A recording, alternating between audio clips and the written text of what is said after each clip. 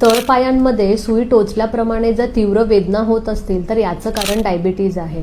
दीर्घकालीन diabetes आजारामध्ये sugar control नसल्याकारणाने severe diabetic neuropathy develop होते. भारतामध्ये डायबिटीजच्या रुग्णांचं प्रमाण खूप जास्त आहे. त्याचमध्ये डायबेटिक न्यूरोपॅथीचं प्रमाण हे 78% आहे. 71% रुग्णांमध्ये बर्निंग सोल म्हणजे तळपायांची जळजळ आहे. 60% रुग्णांमध्ये सुई टोचल्याप्रमाणे वेदना डेव्हलप होतात म्हणजे स्प्रिकिंग पेन. त्याच्यानंतर काही रुग्णांमध्ये नमनेस आहे, हायपरसेन्सिटिव्हिटी आहे.